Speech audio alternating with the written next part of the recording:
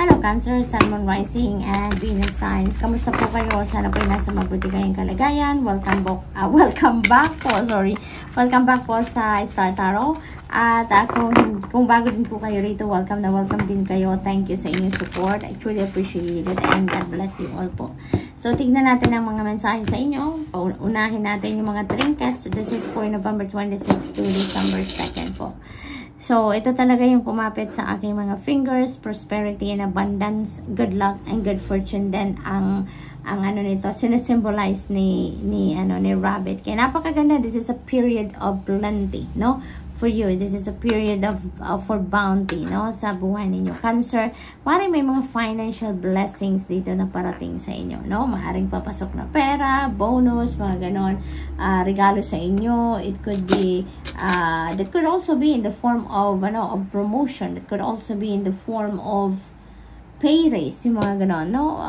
Something na mangyayari na magdadala ng prosperity and abundance and financial success sa inyong Cancer. So, we have the barrel. Ayan, napakaganda rin ito because parang may transition na mangyayari dito. So, maaring related yan dito. Transition sa sitwasyon ninyong pangkaperahan na ngayon mas magiging maganda na ang sitwasyon ninyo sa pangkaperahan ninyo, mag-i-improve na ang inyong financial situation. So, maaring papunta doon, ang change na to na mangyayari. Maari din naman na change of office to, no? Dahil lang iba sa inyo siguro talaga maaring malipat ng department, malipat ng posisyon. Maybe this is a different role that you are going to assume sa ngayon, kaya yun ang transition din ng iba sa inyo, no? So, good luck. Meron tayong Swan. Ayan. Si Swan naman, this is about determination. This is about confidence. This is about balance, no? So, finally, magkakaroon na kayo ng balance dito siguro sa buhay ninyo. In the past few days, no? Cancer, kayo? Gulo. Magulo ang energies ninyo, diba? Yung parang lagi kayong busy, lagi kayong may mga pananakit ng katawan. So ngayon, siguro na-balance nyo na yung sarili ninyo, ang buhay ninyo. Kaya ngayon, magiging maganda na ang daloy, kumbaga ng energy sa inyo. There's balance na, no? Balance will be back in your life na ngayon, no? So, what else for Cancer? We have New Moon in Leo, Shine. Ayan, napakaganda. Saktong-sakto ito sa inyo, Cancer. New Moon is also, that resonates also with new beginnings. So, may mga bagong simula talaga dito na mangyayari sa buhay ninyo. That could be in any area of life, no? Maaring magsisimula kayo ng bagong career, magsisimula kayo ng bagong role sa trabaho, bagong posisyon, magsisimula kayo ng bagong sitwasyon pang kaperahan ninyo because of the prosperity and abundance energy dito. So, iba't iba, no? Maaaring iba't ibang sitwasyon ito para sa inyo. And yung mensahe sa inyo dito, shine, no? Panahon na ninyo ngayon para mag-shine kayo. Panahon na ngayon para ilabas ninyo ang inyong mga galing, ang inyong mga talents, skills, no, yung mga gifts ninyo. It's time for you to shine, Cancer. It's time for you to share, no, what you have, no, at baka sakaling maka-inspire pa kayo ng maraming tao, diba? Go for it. New Moon in Aries, another New Moon energy. So, na to, marami ng pagbabago mangyayari dito, kaya may panibago tayong New Moon energy. So, there's another new beginning, no, na maaring mangyari dito sa buhay ninyo. Go for it, Cancer. Kung meron man kayong pinag-iisipan dito, kung meron man mga bagay na gusto kayong gawin, may mga pinaplano kayo sa buhay, do not procrastinate anymore, no? Go for it, okay? Go for it. Kasi yung opportunity only knocks but once, diba? May mga opportunity na dumadating pag na-miss natin, babalik pa rin yan sa atin if that's really meant for you, it will come back. Pero you're gonna wait for another cycle before it comes back to you, no? Kaya ngayon, maaring there is an opportunity na kumakatok na sa inyo, so go for it, okay? Huwag na kayong magpatumpik-tumpik pa. So, we have another new moon in Taurus naman. Napakaganda. Napakaganda, tatlong new moon. So, maaring tatlong areas ng buhay ninyo ang magkakaroon ng pagbabago, no? 3 different areas in your life, no? Yun ang maaring magkakaroon kayo ng mga bagong simula. you may be going to start fresh, no, in 3 different areas in your life. Know your worth. Alam mo naman kung ano ka, kung sino ka, alam mo kung ano ang inyong mga kakayanan, ano mga capabilities ninyo. So enjoy it, embrace it, at ipagmalaki mo, 'di ba? Ipagmalaki mo. Ikaw lang yung tanging nakakaalam kung ano ang inyong halaga, kung ano ang worth mo, kung ano yung para sa'yo, 'di ba? What you deserve, you know pretty much kung ano ang mga yan. Kaya, be proud of yourself as well, no? Be proud of yourself. We have abundance. Yay! You know what, Cancer? Talagang uulan dito ng pera sa inyo, no? Uulan ng pera, uulan ng opportunities, no? Financial blessings and financial opportunities, no? And related sila sa isa't isa, kaya napakaganda. Napakaganda. Kasi yung blessing, no? Yung biyaya dito, parang may kasabihan talaga na when it rains, it pours. Diba? Dumating ang swerte sa inyo, tuloy-tuloy. Diba? Sabay-sabay ang swerte, sabay-sabay ang blessings. Kaya, and this is another abundance energy. Meron na tayong abundance doon. Kaya naman, you know, you are really going to be very happy sa ngayon. No? You're going to be very grateful of all these blessings, financial blessings na parating. So, we have new beginnings. Speaking, ulit-ulit, no? Mga messages natin. Ulit-ulit. See? We have 3 new moon. Those are new beginnings. This is also a new beginning. That is also a new beginning. So, talaga naman, ano? Ang daming ganap. Ang daming magbabagong sitwasyon ninyo dito. Iba't ibang area ng buhay ninyo ang magbabago dito, Cancer. Kayo lang tanging nakakaalam kung anong mga areas na yan, because you know, of course, you know kung anong mga sitwasyon ninyo sa ngayon, no? Anong mga paplanuhan ninyo, ano yung mga magaganap, alam ninyo kung ano yan, you know?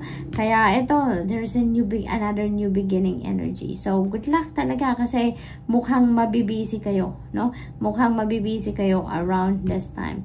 I can also sense dito na merong baby parating. So, maybe sa pamilya ninyo merong bagong members na nadadating, maaring may babying dadating, no?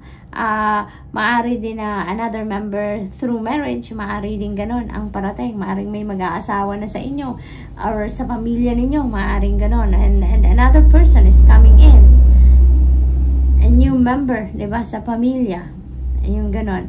Maari din naman na new, new job, new position sa trabaho. Maaring magle-level up ang position ninyo sa trabaho, promotion, maaring bagong tahanan. Maari din na ano lang ito, bagong relationship dynamics, no? Maaring bagong sitwasyon sa pamilya, maaring ganon, or sa trabaho, no? Siguro may restructuring na nangyayari and you are affected doon, no? Sa mga pagbabagong yon, so maaring ganon. So, what else? We have moon energy. Ayan. So, ano kayo? Divinely guided talaga kayo dito, Cancer. You always, no? Always. Maaring nagdadasal talaga kayo for guidance, no? Sa divine universe. Kaya naman, pinapadalhan kayo ng intuitive messages, no? Ng intuitive messages in order to guide you sa inyong mga sitwasyong pinagdadasal, no? So, maaring ganon ang ganap dito. Kaya naman, it's your turn, no? It's your turn na gawin naman ninyo ang inyong part, dahil kung nagdadasal kayo for guidance, ngayon papadalhan na kayo ng intuitive messages. That's your guidance from the divine, ano? It's your turn naman para gawin ninyo ang parte ninyo, para pakinggan ninyo kung ano yung mga laman ng inyong intuition, no? So listen to your intuition, trust it, no? Trust what you are getting and follow what your intuition is telling you. So, what else dito, Cancer? We have this is 4 of Pentacles. Ayan. So, this is about money, and look at that. Nakalinya siya dito sa may prosperity and abundance. So, manage your money wisely. Yan, Cancer. Maraming pera ang parating sa inyo. No? Manage your money wisely. Kasi marami kayong you're very generous. No? Naturally, you are very generous, Cancer. Kaya, mas maraming pera, mas marami kayong mai-share sa ibang tao. Mas marami kayong itutulong, no?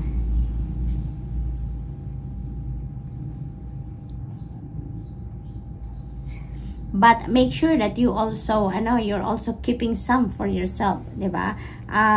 Balansehin nyo lang, no? Balansehin nyo lang, yun ang kailangan. Balansehin ninyo ang paggastos, balansehin din ang pagsisave, yung ganun ba, no? Just manage your money wisely. Yun ang mensahe para sa inyo dyan. What else? We have Four of Swords. Napagod si Cancer. Napagod kayo dito, kaya inimbitahan kayo ditong magpahinga. Okay?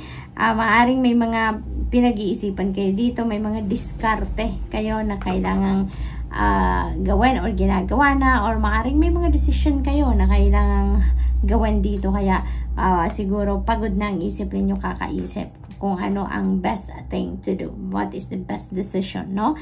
So ngayon, maaring yun ang imbitasyon sa inyo na magpahinga kayo nang sa gayon maibalik ninyo balanse sa sarili ninyo, nang sa gayon makapagmuni-muni kayo, makapag-reflect kayo, recharge kayo, no?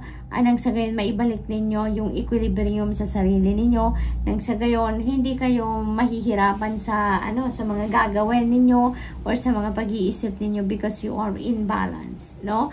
Tanggalin na yung mga unnecessary na nandyan sa isip at sa puso ninyo para makaluwag-luwag kayo, no? So what else?